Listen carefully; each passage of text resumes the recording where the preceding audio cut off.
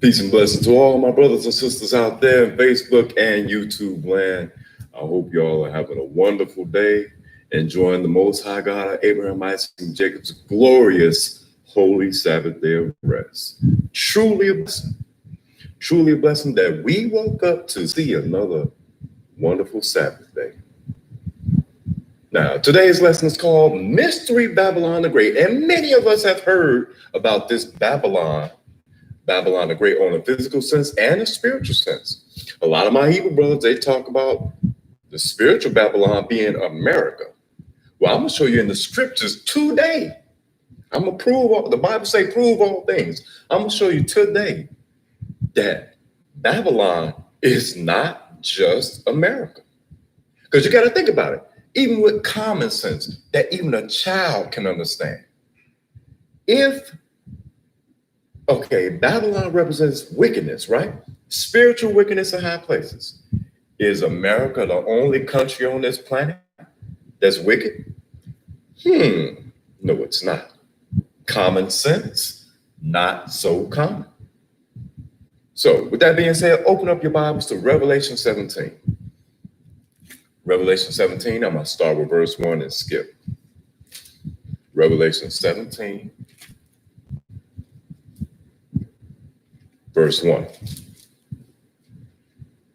And there came one of the seven angels which had the seven vials, and talked with me, saying unto me, Come hither, I will show unto thee the judgment of the great whore that sitteth upon many waters. Whoa! You might be saying, brother, why are you cussing like that?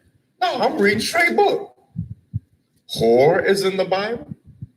Ass is in the Bible, etc. We all grown here, okay? Because you got a lot of people that get overly righteous. Oh, you can't do this. Oh, you can't do that. And those are the same ones that cherry pick the Bible and twist scriptures and think they better than others. Now, I'm reading straight book, straight out of the word of God. I say, he going to show you the judgment of the great whore that sitteth upon many waters. We're going to show you what those waters are. Skip to verse 15.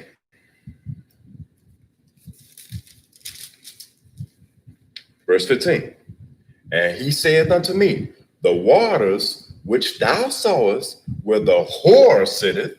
That's it. The whore, that's right. Say, the waters which thou sawest where the whore sitteth are peoples and multitudes and nations and tongues. And this whore sit upon many people.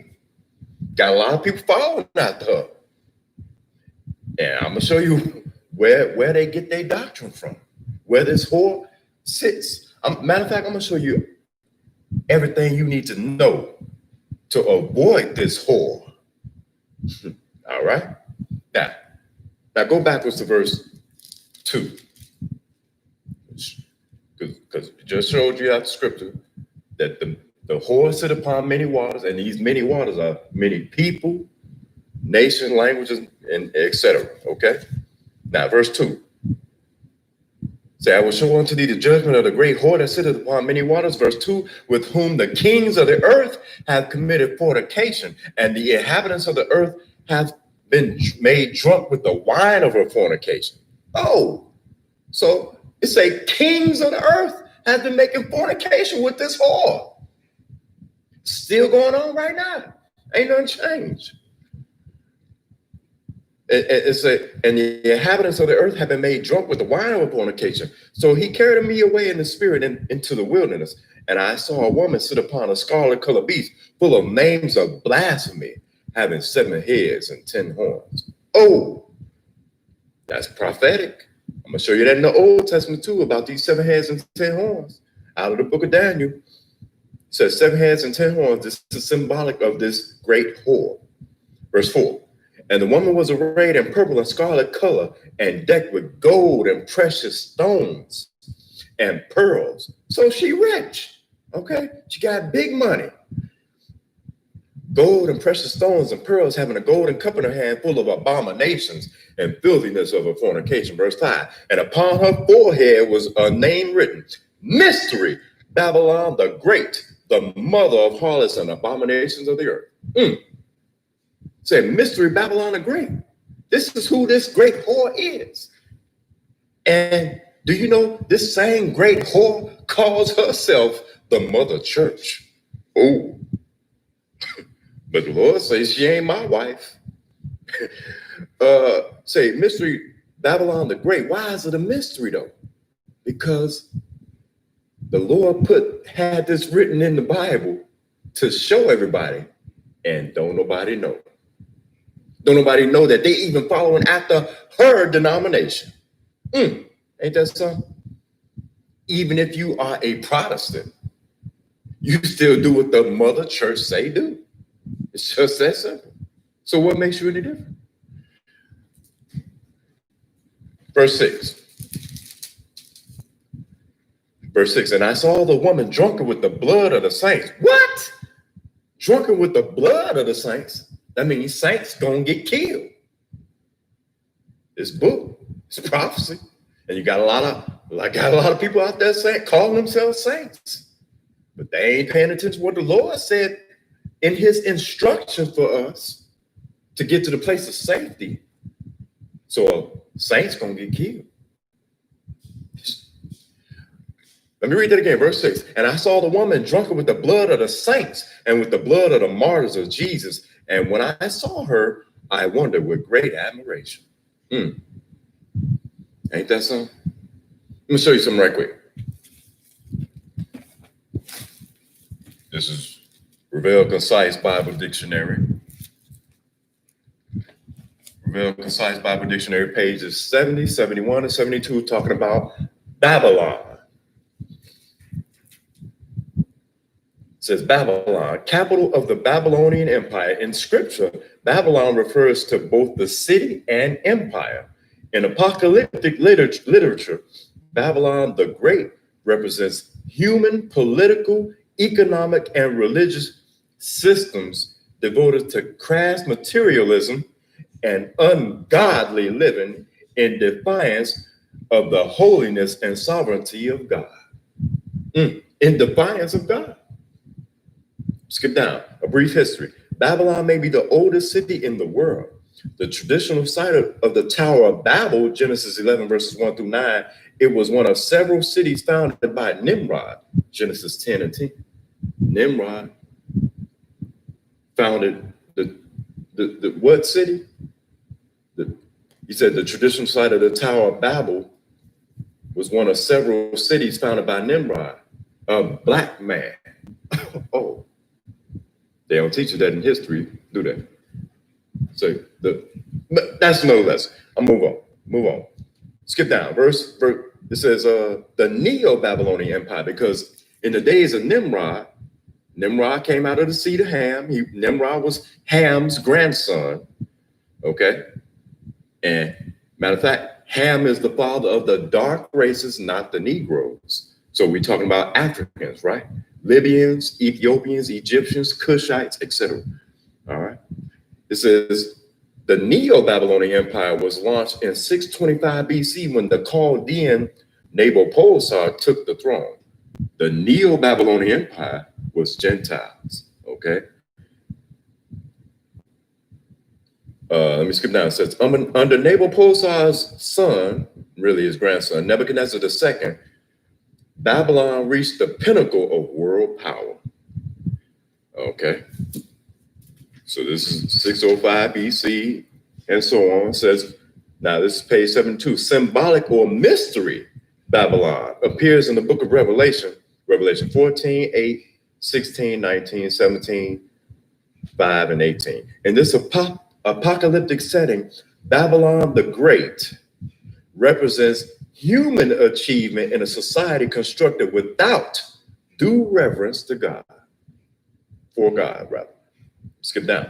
Symbolic Babylon lies under the judgment of God, because judgment is coming. And who gonna get judged? Babylon the Great, the mother of harlots. Let me finish this. Ultimately, Christ will return to execute judgment on all our Babylons. As Isaiah foretold, the arrogance of man will be brought low and the pride of men humble. The Lord alone will be exalted in that day, and the idols will totally disappear. Isaiah chapter 2, verse 17 and 18. Why did it mention that? Because Babylon the Great is all about idolatry. But when you keep the commandments, you ain't supposed to worship no other gods, right? But Babylon all for it. Now, back to the Bible. Show you some more about this great whore that sitteth upon many waters. And the waters mean people. Daniel chapter 7. Daniel 7, beginning with verse 1. Show you some more intricate details about Babylon that so-called pastors don't tell you. So-called pastors. Daniel 7, beginning with verse 1. In the first year of Belshazzar, king of Babylon, Daniel had a dream and vision of his head upon his bed, and then he wrote the dream and told the sum of the matters. Daniel spake and said, I saw my vision by night, and behold, the four winds of heaven strove upon the great sea. Sea means people. Water means people. Okay, verse 3. Four great beasts came up from the sea, diverse one from another. The first was like a lion and had eagle's wings. I beheld till the wings thereof were plucked. Okay, this first beast said it was a lion with eagle's wings. That represents Babylon. That represents physical Babylon with Nebuchadnezzar in them, right? It says, and it was lifted up from the earth and made stand upon the feet as a man, and a man's heart was given unto it. Given to it. Verse 5. And behold, another beast, the second like to a bear. Now this bear represents the Medo-Persian Empire with Cyrus, Artaxerxes, etc. And it raised up itself on one side, and it had three ribs in the mouth of it between the teeth of it. And they said thus unto it, arise, devour much flesh. Verse 6. After this I beheld, and lo, a leopard. The leopard represents the Greek Empire with Alexander the Great. And his four generals says, a leopard which had upon the back of it four wings of a fowl. The beast also had four heads, and dominion was given to it. That's because Alexander died at a young age, and his four generals fought for the kingdom. Verse 7. After this I saw in the night visions, and behold, a fourth beast, dreadful and terrible. Oh, but this beast so terrible, you couldn't even liken it to a regular name of an animal. It says, dreadful and terrible and strong exceedingly, and it had great iron teeth, and it devoured and brake in pieces and stamped the residue with the feet of it, and it was diverse from all the beasts that were before it, and it had 10 horns. Oh, didn't I mention that in Revelation? 7 heads and 10 horns. And it's symbolic, because just read off to you in Old Testament prophecy in the book of Daniel, these 4 Gentile dynasties, where you had Babylon, the Medo-Persians, Greece, and then the fourth one is Rome. Do you know we still under Roman Gentile rulership right now? Don't we have a Gregorian calendar, which is named after Pope Gregory? Who's in control? The Gentiles. In Luke chapter 21, the Lord say, Jerusalem gonna be trodden down of the Gentiles till the time of the Gentiles be fulfilled. Yeah, you got Edomites over there carrying a purse, but who run it? The Gentiles. Everywhere you go, Gentiles running it, because they are in rulership over the world until their time comes to an end. Where was I? That was verse 7, verse 8. I considered the horns, and behold, there came up among them another little horn. Oh, you know, a lot of camps out there saying that this little horn is America. I'm going to show it to you that it ain't. Verse 8, I considered the horns, and behold, there came up among them another little horn. Behold, before whom there were 3 of the first horns plucked up by the roots, and behold, in this horn were eyes like the eyes of man, and a mouth speaking great things. Oh, this is a double whammy, because Old Testamenters, they say this little horn is not only America, but they also say this horn was Antiochus Epiphanes. But Antiochus Epiphanes was out of the Greek dynasty, right? And I'm going to show you, Antiochus Epiphanes did not come by way of peace, which this is talking about. But I'm going to get back to that later. Skip to verse 19. Then I would know the truth of the fourth beast, which was diverse from all the others, exceeding dreadful, whose teeth were of iron, and his nails of brass, which devoured, break in pieces, and stamped the residue with his feet, and of the 10 horns that were in his head, and the other which came up, and before whom 3 fell, even of that horn that had eyes, that spake very great things. Oh, he's speaking what kind of great things? Great things that are against the Most High. So who is he working for? Satan the devil. He said, a mouth speaking very great things, whose look was more stout than his fellows. Verse 21, I beheld, and the same horn made war with the saints. Oh, there it is again. This is future prophecy in the Old Testament. He said he gonna make war with the saints. Who gonna win? Who gonna win? He gonna win. And I'm gonna show you that. He said he made war with the saints and prevailed against them. There it is. Boom. So people calling themselves saints. You better be careful out there. Better do what you do and what you ain't doing according to what the Lord said. Because the Lord say at a set time, and I'm gonna read it today, when ye therefore shall see the abomination of desolation spoken of by Daniel the prophet stand in the holy place, you flee. If you ain't fleeing, you're gonna be taken out by this evil spiritual entity. Just read it to you twice. All right, moving on. So he prevailed against them. Verse 22, until the Ancient of Days came. Who is that? That's Jesus. So he gonna be whooping on the saints and having power, overpowering them until the Lord come back.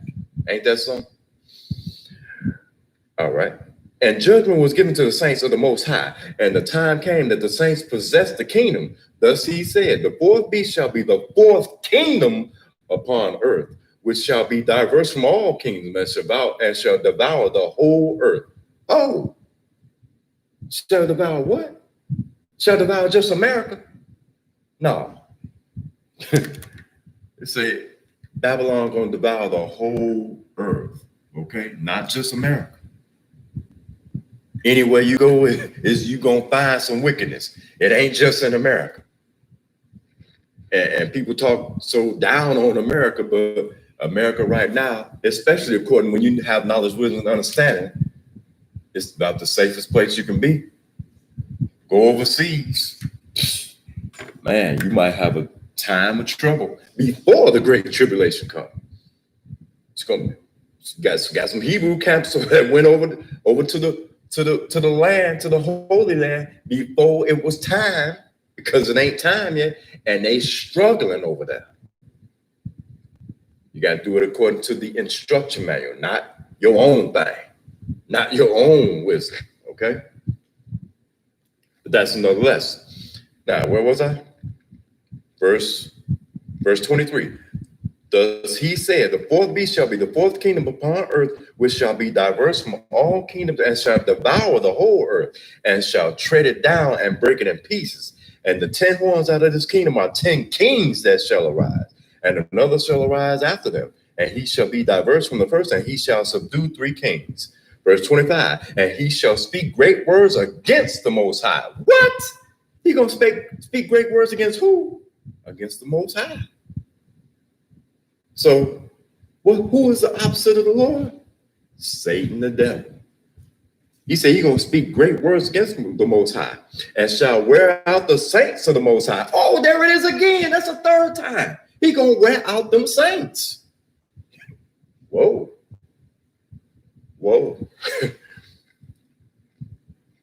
Let me read that again. Verse 25. And he shall speak great words against the Most High and shall wear out the saints of the Most High and think to change times and laws. We got a Gregorian calendar. Before that, it was what was that?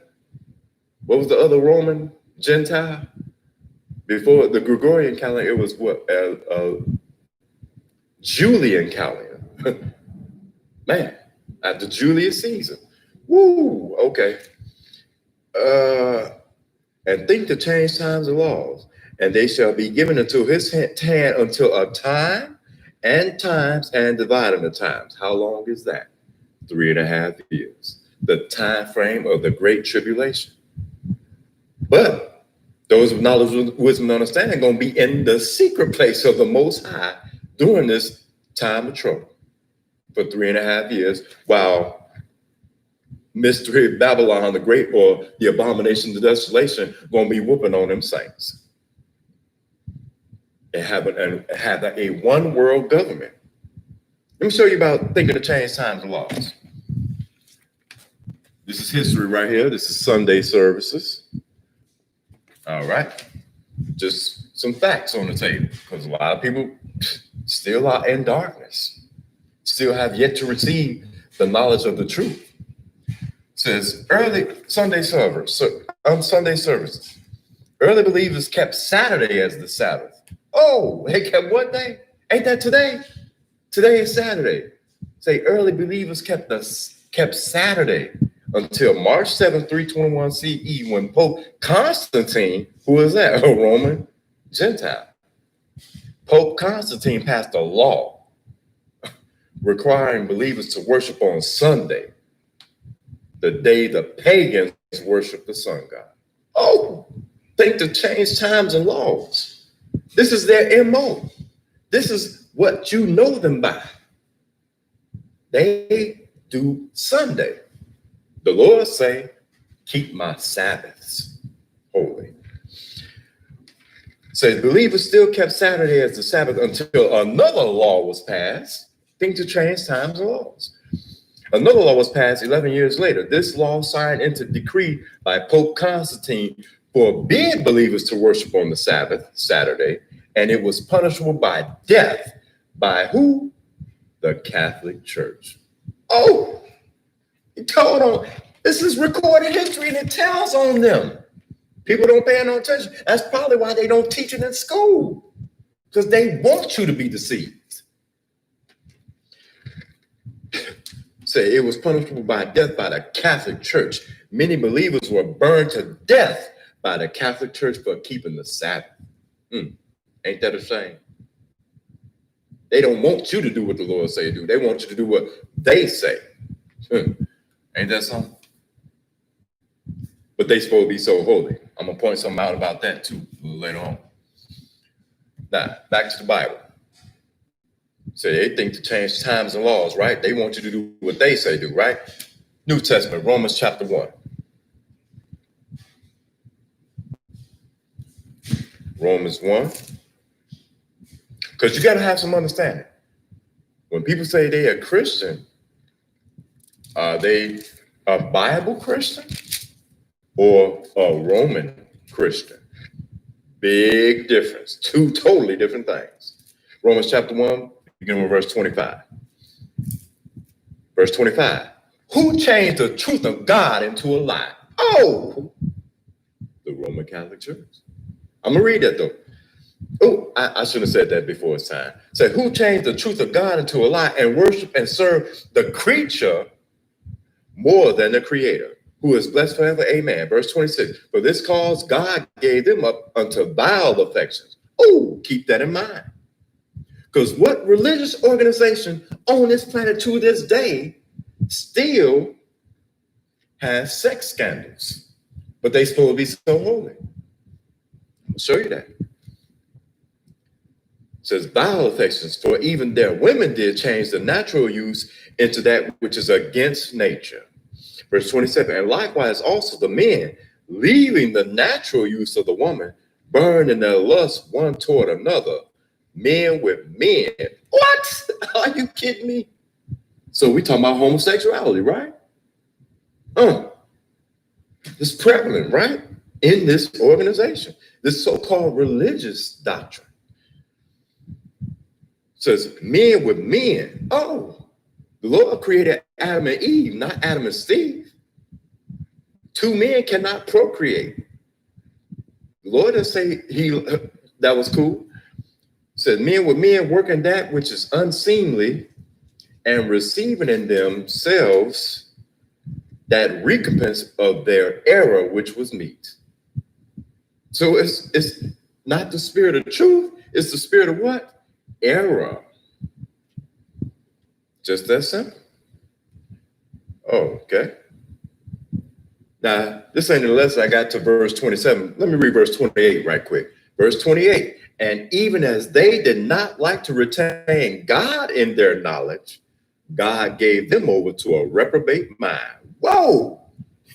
You don't want the Lord to turn you over to a reprobate mind, because ain't no coming back from that. Lord say, you like it, I love it. That's what you want. I'm going to turn you over to that. And your final destination going to be the lake of fire. It's just that simple. Say, God gave them over to a reprobate mind to do those things which are not convenient. Now, moving on, back to Revelation, chapter 2 this time. Revelation 2, beginning with verse 1. And here I'm showing intricate details that people don't tell you about. Revelation 2, beginning with verse 1. Unto the angel of the church of Ephesus write, these things said he that holdeth the 7 stars in his right hand, who walketh in the midst of the 7 golden candlesticks. I know thy works and thy labor and thy patience, and how thou canst not bear them which are evil. And thou hast tried them which say they are apostles and are not. Oh, because this religious organization, they call themselves priests. But the original priesthood was of Levites. People look like me. And the Levitical priesthood ended when Jesus died on the cross. So what kind of doctrine are they? What kind of apostles are they? Who are they apostles for? Gonna read it to you. Satan the devil. Let me read that part again. He said, and thou hast tried them which say they are apostles and are not, and hast found them liars. Ain't that something? Verse 3, and has borne and has patience, and for my name's sake has labored and has not fainted. Nevertheless, I have somewhat against thee, because thou hast left thy first love. Verse 5, remember therefore from whence thou art fallen, and repent and do the first works, or else I will come unto thee quickly and will remove thy candlestick out of its place, except thou repent. Because the Gentiles, they got a chance to get salvation too, if they turn and keep the law, statutes, and commandments. But if they don't, they won't be grafted in. They go into the lake of fire just like everybody else that's going to be judged. Verse 6, but this thou hast, that thou hatest the deeds of the Nicolaitans, which I also hate. Whoa. What is Nicolaitans? Break the word down. Nico means conqueror. Wasn't the Romans? Matter of fact, I mentioned his name, Pope Constantine. Didn't he say he had a vision of a cross in the sky that he used to conquer? And Licens mean people. So the Lord say he hate the deeds of the conquerors of the people. Whose people? His people. And who conquered his people? 70 AD, the Roman Catholic Church. And we still under Roman Gentile rulership to this day. Say, which he also hate. Oh, but New Testament will say, oh, Lord, he loved everybody. Okay. But that's a misnomer. Moving on. Isaiah chapter 29. Back to the Old Testament. Isaiah 29. Let me show you something.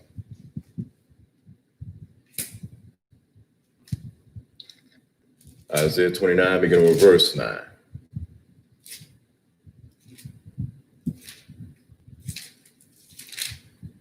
Isaiah 29, verse 9. Stay yourselves and wonder. Cry ye out and cry. They are drunken, but not with wine. What? How you drunken not with wine? I'll show you how. They stagger, but not with strong drink. So we know he talking about liquor, but you ain't drunk with no liquor. You drunk with something else. Verse 10, for the Lord hath poured out upon you the deep sleep and have closed your eyes. The prophets and your rulers, the seers have he covered. Gonna show you. This ain't talking about no physical drunkenness. This is talking about a spiritual drunkenness. Turn to Isaiah 51. Isaiah 51 and one verse.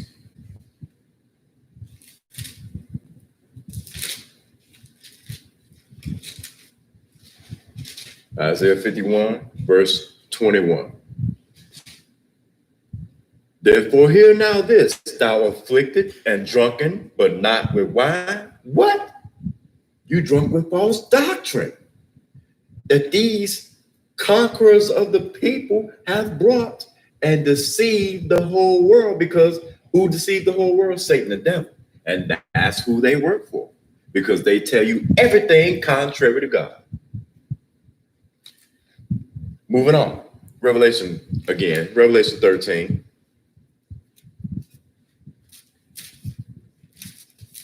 Revelation 13, beginning with verse 1.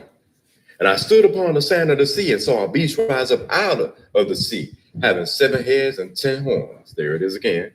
And upon his horns 10 crowns, and upon his heads the name of blasphemy. And the beast which I saw was like unto a leopard. There go the leopard again. And his feet were as the feet of a bear. There's the bear again. And his mouth as the mouth of a lion. There's the lion. And the dragon gave him his power. What? Who gave him his power? The dragon. We're going to show you who the dragon is. And the dragon gave him his power and his seat and great authority. Didn't the devil come to Jesus when he was in the flesh and said, all these kings are mine, and if you bow down to me, I'll give them to whomever I will, because they are mine to give? That's right. He got them for a short time. People don't realize that. That's why Jesus said, the God of this world. What was that, verse 2? Verse 3, and I saw one of his heads as it were wounded to death, and his deadly wound was healed, and all the world wondered after the beast. What great nation, so-called, rose and fell several times and got one last time to rise. Said his deadly wound was healed, because people think that the Roman Empire is over and done with. It's got one last time to rise. That's that deadly wound being healed, and it's going to rise to great power once again. Verse 4, and they worshiped the dragon, which gave power unto the beast. Oh, who they worship? The dragon, which gave power to the beast, and they worshiped the beast, saying, who is like unto the beast? Who is able to make war with him? Sure ain't them saints that he gonna whoop, right? Okay. And there was given unto him a mouth speaking great things and blasphemy. There go that mouth again that we read about in Daniel, speaking blasphemy against the Most High. Let me see. And there was given unto him a mouth speaking great things and blasphemy, and power was given unto him to continue 40 and 2 months. How long is that? 3.5 years. Once again. All right. 40 and 2 months. Or 1,260 days, times and divided the time. Verse 6, and he opened his mouth in blasphemy against God. Oh, to blaspheme his name and his tabernacle and them that dwell in heaven. Verse 7, and it was given unto him to make war with the saints. Boom, there it is, a fourth time. How the Bible shows us things. It reveals things all the time, and people ain't paying no attention. So he gonna make war with the saints. That's the 4th time I done read that. Okay, but people ain't paying attention. And to overcome them, and power was given him over all kindreds and tongues and nations, and all that dwell upon the earth shall worship him, whose names are not written in the book of life of the Lamb slain from the foundation of the world. Who is that? Jesus. Because he's coming back. And it's not going to be a sweet day. He's not coming back as that sweet, cuddly lamb. He coming back as the Lion of the tribe of Judah, who will prevail. That was the end of that. Go back to Daniel, but Daniel chapter 8. Almost, we're halfway now. Thank you for bearing with me. Truly a blessing to be here to exhort the word of the Lord on his wonderful Sabbath day of rest. Daniel 8. Just reiterating a thing or two that I just read in the New Testament. Daniel chapter 8, beginning with verse 23. Says, in the latter time of their kingdom, when the transgressors are come to the fore, a king of fierce countenance and understanding dark sentences shall stand up. That means he got knowledge of this book. When Satan tempted Jesus while he was in the flesh, didn't he quote scripture too? That's right. And even if you were part of this being's religious denomination, he ain't gonna teach you what you need to know. Ain't that something? He say he understand dark sentences and shall stand up. Verse 24, and his power shall be mighty, but not by his own power. Whoa. So whose power he getting? Who? I'm gonna read it to you. I'm gonna stop babbling. Verse 24, and his power shall be mighty, but not by his own power, and he shall destroy wonderfully. Whoa. And shall prosper and practice, and shall destroy the mighty and the holy people. And through his policy, also he shall cause craft to prosper in his hand, and he shall magnify himself in his heart, and by peace shall destroy many. Whoa. How are you going to destroy many? By peace. But the Old Testament will say the abomination of desolation was Antiochus Epiphanes. You could read it in recorded history, as well as what? The Apocrypha. Antiochus Epiphanes came the opposite of peaceably. So it ain't talking about him. It's talking about somebody that's coming in the future. Antiochus Epiphanes sent 1,000 soldiers to kill folks. That ain't peace. Common sense, not so common. So where they get that from? Better stop letting Satan influence y'all. Let me read that again. It said, and by peace shall destroy many. He shall also stand up against the prince of princes. Who is that? Jesus. But he shall be broken without hand. Because in the battle of Armageddon, there ain't even going to be a fair fight. Woo. Moving on. That was Daniel 8. All right. Back to Revelation. But chapter 12 this time. Revelation 12. Beginning with verse 7. And there was war in heaven. Michael and his angels fought against the dragon. Who is that? And the dragon fought. Well, I'm about to show you. And the dragon fought at his angels and prevailed not. Neither was their place found anymore in heaven. And the great dragon was cast out, that old serpent called the devil and Satan. So we know who the dragon is that influences Mystery Babylon the Great, right? Or the abomination of desolation. It's the Satan, the devil that was cast out of heaven. That's who. And what else he do? Let me show you. Let me read that again. Verse 9. And the great dragon was cast out, that old serpent called the devil and Satan, which deceiveth the whole world. Whoa. What's Satan doing? He deceived the whole world, even right now. Didn't Jesus say, let no man deceive you? But who influences man? Satan, the devil. Verse 10. Yes. Yeah, verse 10. And I heard a loud voice saying in heaven, now comes salvation and strength and the kingdom of our God and the power of his Christ. For the accuser of our brethren is cast down, which accused them before our God day and night. And they overcame him by the blood of the Lamb and by the word of their testimony, and they loved not their lives unto the death. Therefore rejoice, ye heavens, and ye that dwell in them. Woe to the inhabitants of the earth. What? Say, woe to the inhabitants of the earth. That's us. Because why? Because Satan and his evil angels down here with us. That's why.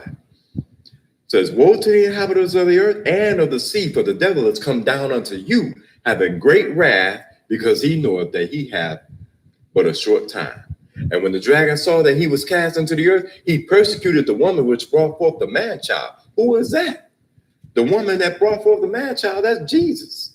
The woman actually is Israel, okay?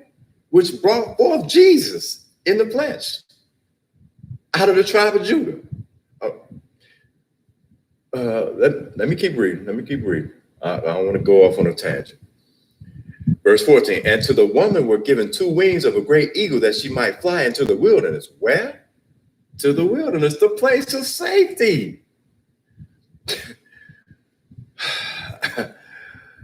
But got these camps out here saying you ain't got to flee. Jesus himself told you in Matthew 24 to flee. But anyway, into her place where she is nourished for a time and times and a half a time from the face of the serpent. 3.5 years. Clear. Crystal clear. Verse 15. And the serpent cast out of his mouth water as a flood. And the serpent, bear with me.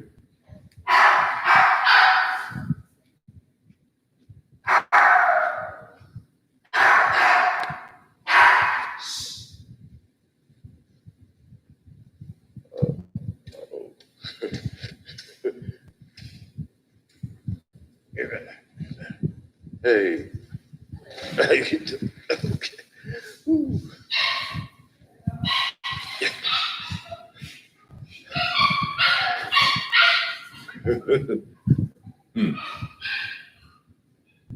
Pardon me, y'all.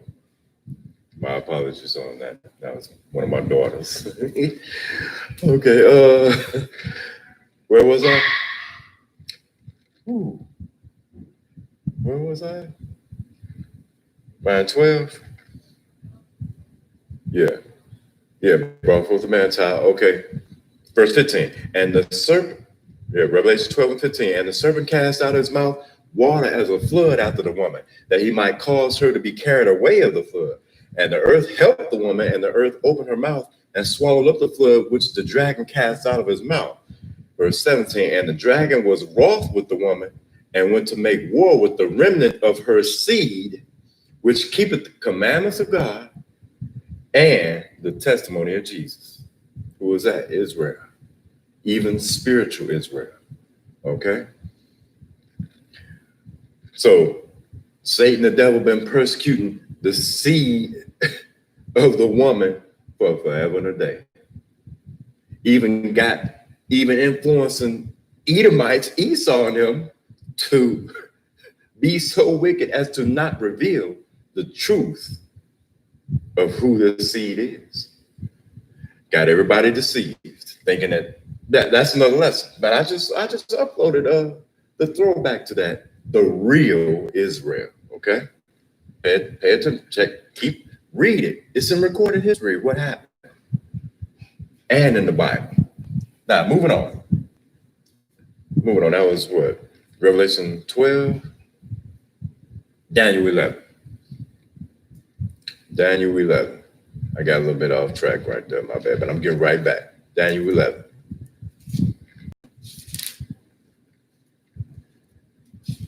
Daniel 11, beginning with verse 21.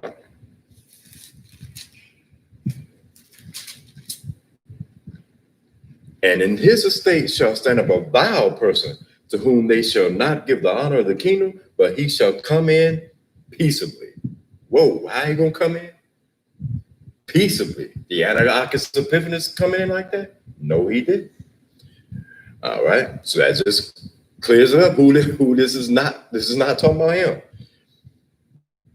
But he shall come in peaceably and obtain the kingdom by flatteries, and with the arms of a flood shall be overthrown from before him, and he shall be broken. Yea, also the prince of the covenant.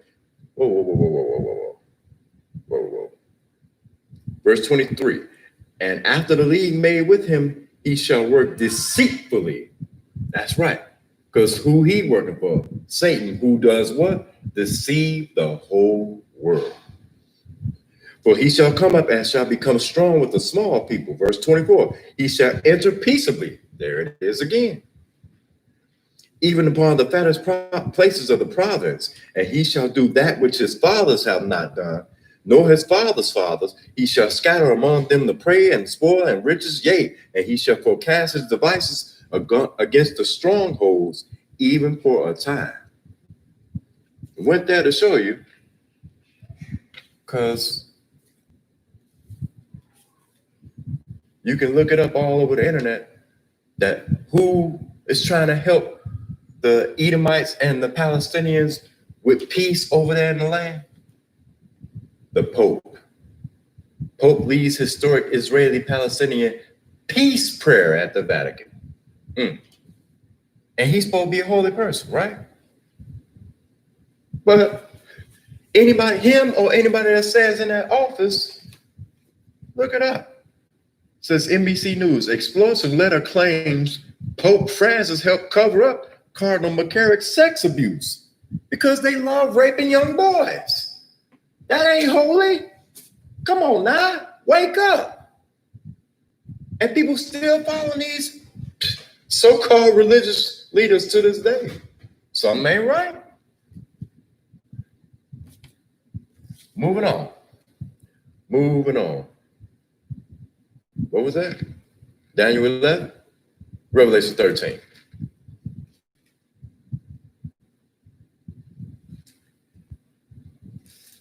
Revelation 13, beginning with verse 9.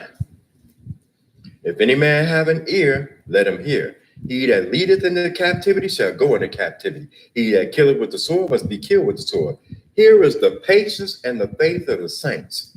And I beheld another beast coming up out of the earth, and he had two horns like a lamb, and he spake as a dragon. Whoa, why is that? Because he wants to be like the Lord. Didn't Satan tell you that he wants to be like the Most High? He wants to be worshiped. Same with this religious organization. When the Pope goes to any country, what don't they got to bow down and kiss his hand? Because he wants to be worshiped like God. It's just that simple. Verse 12. Wait, did I read that? Yeah, he spake as a dragon, verse 12, and he exercises all the power of the first beast before him, this the beast and the false prophet, and causeth the earth and them which dwell therein to worship the first beast, whose deadly wound was healed.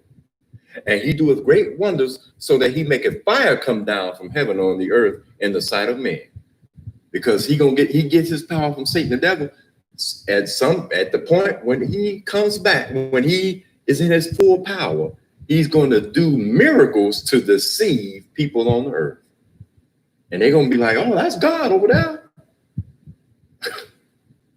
But Jesus tell him, let nobody deceive you. If they say that's Christ over there, don't you believe it. You better pay attention to what's going on. Because certain things in prophecy has to happen before Christ comes back. Verse 14, and deceiveth them that dwell on the earth by the means of those miracles which he had power to do in the sight of the beast, saying to them that dwell on the earth that they should make an image to the beast. Lord say don't do graven images. But go to Vatican City. You got statues and images everywhere, right?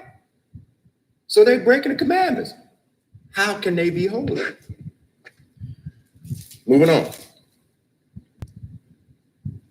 He said, saying to them that dwell on earth, they should make an image to the beast which had the wound by a sword, and did he live? Verse 15, and he had power to give life unto the image of the beast, that the image of the beast should both speak and cause that as many as would not worship the image of the beast should be killed. And he causes all, both small and great, rich and poor, free and bond, to receive a mark in their right hand or in their foreheads. Oh, ain't that a big clue of who's this talking about? What religious organization every year calls people to put a mark on their forehead? the Roman Catholic Church, Ash Wednesday. It's clear. I'm gonna keep pointing the clues out. Moving on, so I won't overburden you. That was Revelation 13, right? Revelation 17. I'm gonna show you where, and this is straight out the Bible, where this mystery Babylon great whore sits. And it's in the Bible. People don't pay no attention. Revelation 17 and 1 verse at verse 9. And here is the mind which hath wisdom. The 7 heads are 7 mountains on which the woman sitteth. Whoa.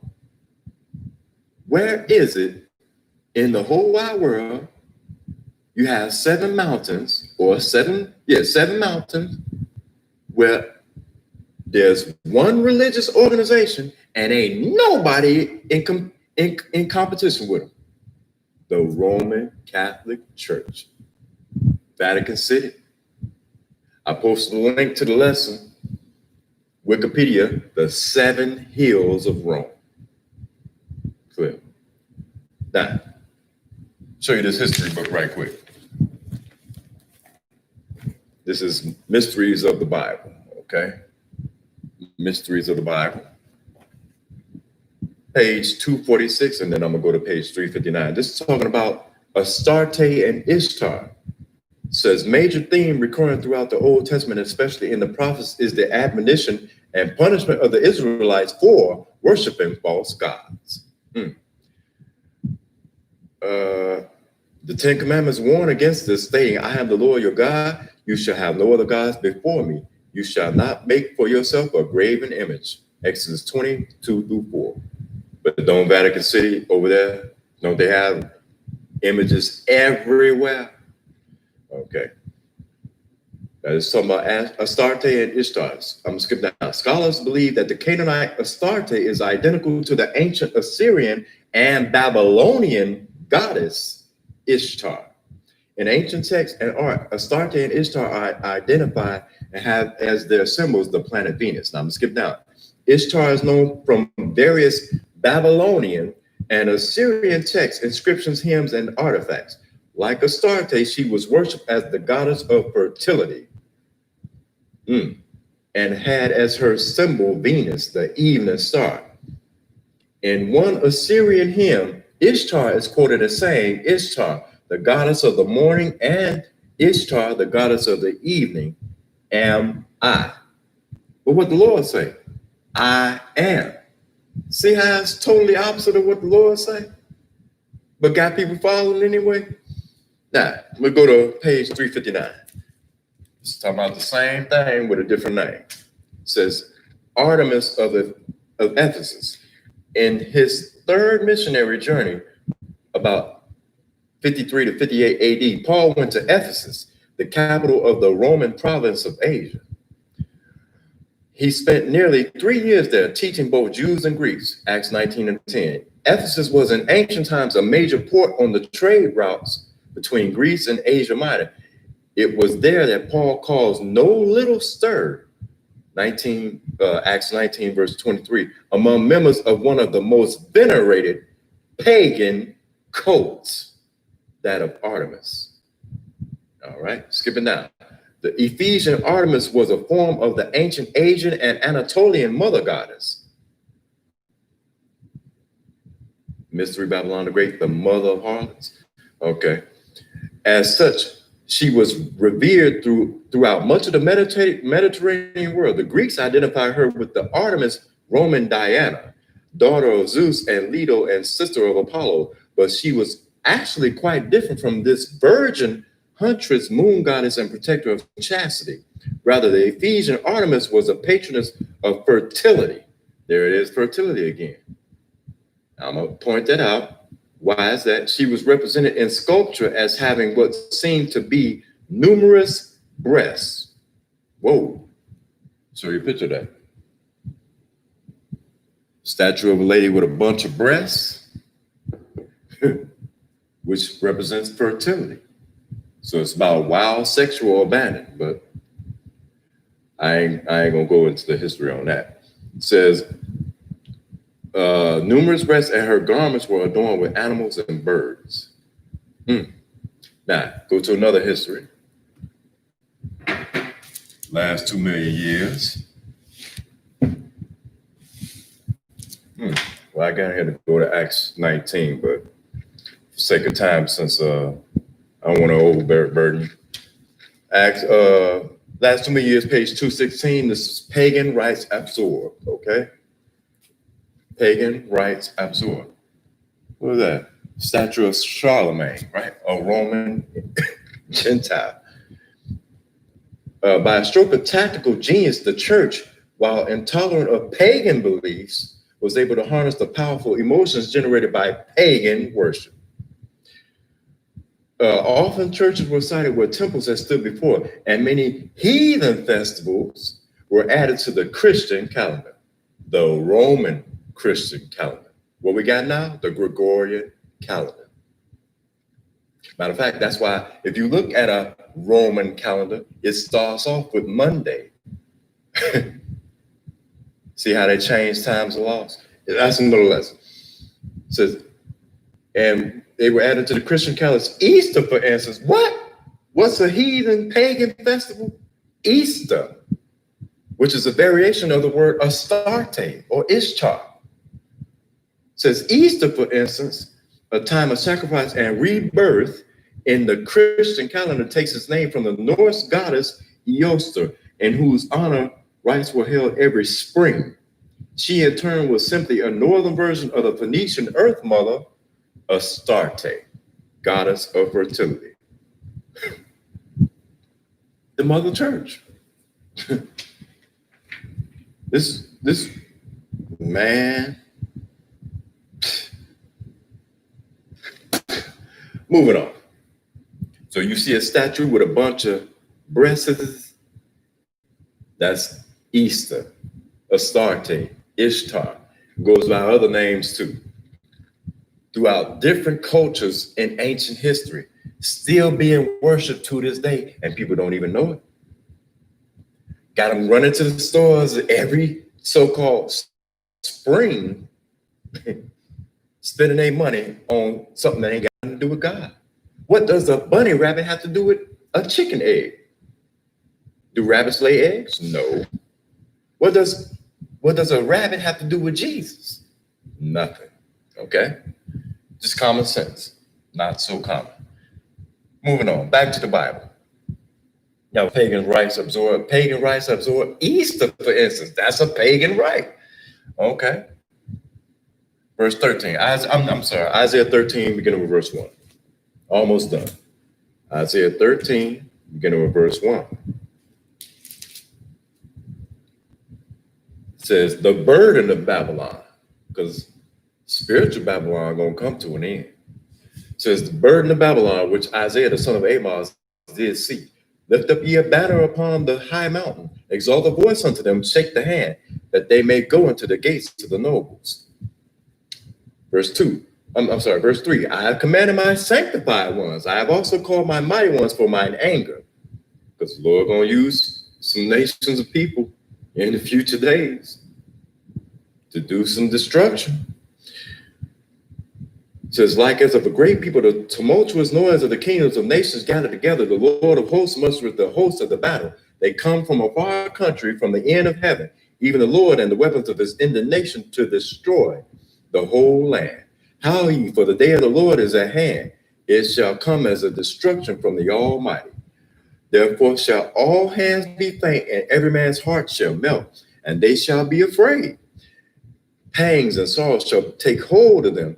They shall be in pain as a woman that travaileth.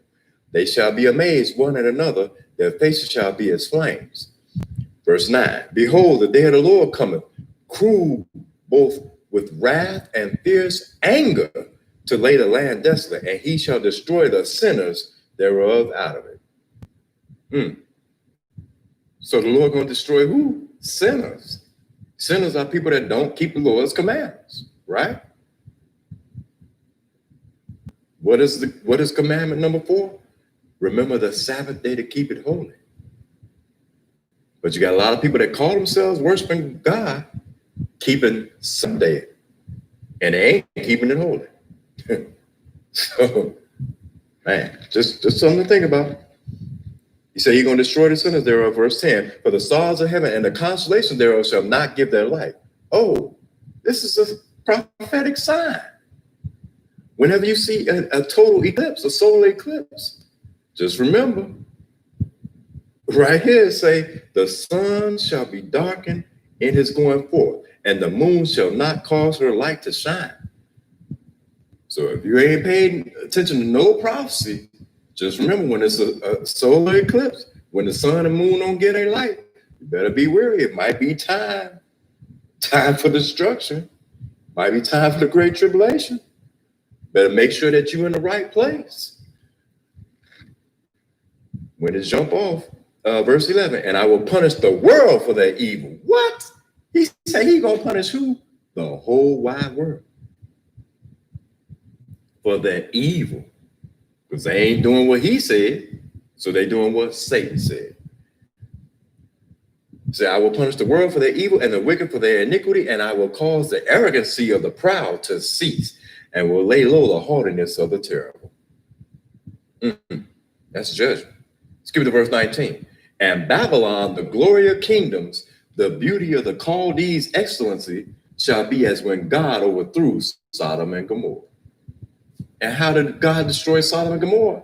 He burnt it with unquenchable fire. They got this old church song saying, it's going to rain, it's going to rain. Won't be water that the Lord destroyed this earth with, but with fire next time. Moving on. That was Isaiah 13, Matthew 21. What is the Lord going to do to this mystery Babylon the Great, this spiritual Babylon? Matthew 21.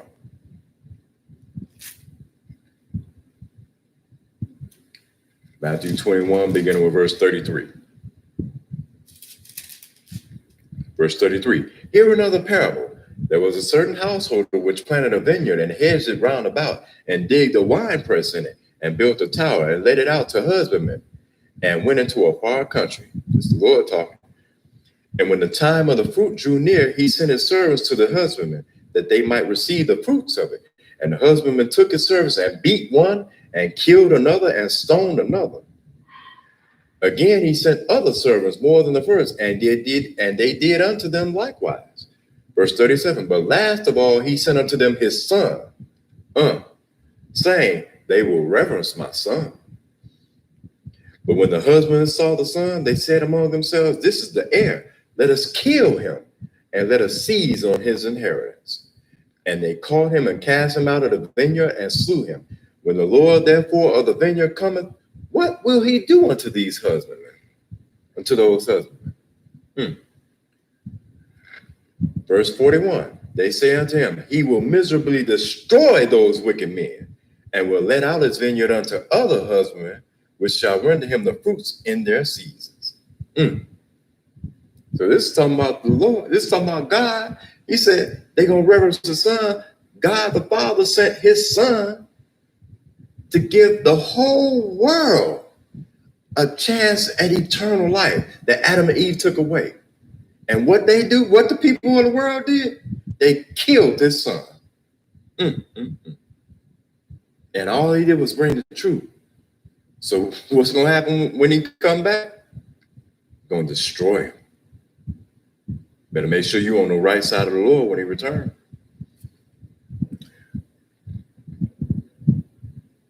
Verse 42, Jesus said unto them, did ye never read in the scriptures? Oh, this is our reading, and this your knowledge, wisdom, and understanding. Said, did you never read in the scriptures? The stone which the builders rejected, the same has become the head of the corner. This is the Lord's doing, and it is marvelous in our eyes. The stone that the builders rejected, that's Jesus. He gonna become the ruler of all. Plain and simple. Okay? Revelation 2. Revelation 2. And a few more after this. Revelation 2, beginning with verse 2.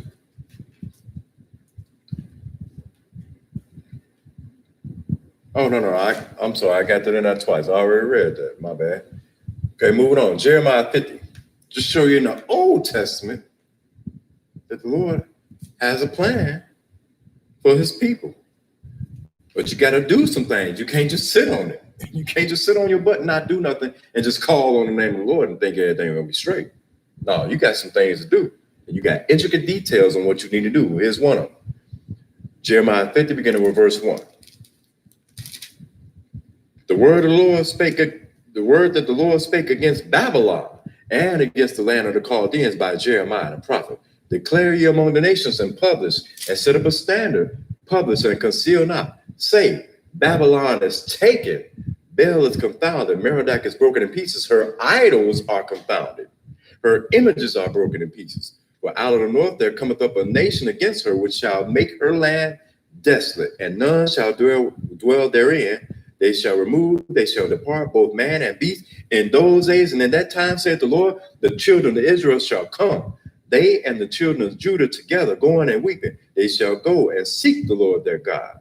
They shall ask the way to Zion, with their faces thitherward, saying, come, and let us join ourselves to the Lord in a perpetual covenant that shall not be forgotten. Verse 6, my people have been lost sheep.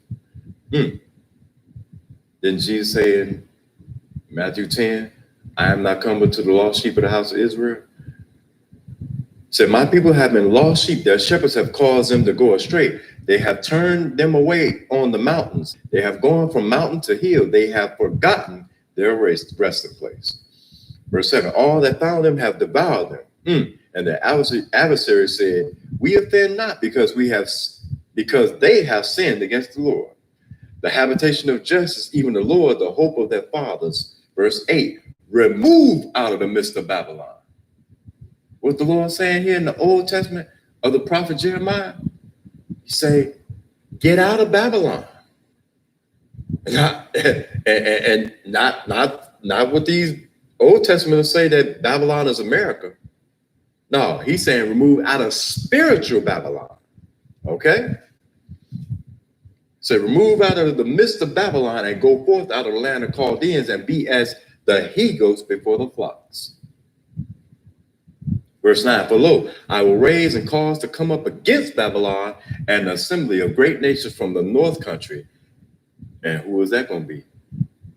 The Medes and the Persians, or Russia. 200 million, man. The bottom line is to be on the right side of the Lord. Get started working on it now, because time is ticking. Said, for lo, I will raise and cause to come up against Babylon an assembly of great nations from the north country, and they shall set themselves in array against her. From thence she shall be taken. Their arrow shall be as a mighty expert man. None shall return in vain. See the same request in the New Testament, Revelation 18. Revelation 18, beginning with verse 1. After these things, I saw another angel come down from heaven, having great power, and the earth was lightened with his glory. And he cried mightily with a strong voice, saying, Babylon the great is fallen, and it has become the habitation of devils, and the hold of every foul spirit, and a cage of every unclean and hateful bird. For all nations have drunk of the wine of the wrath of a fornication. That's right. We've all done the Easter or Christmas or St. Patrick's Day or some kind of pagan so-called holiday that ain't got nothing to do with the Lord.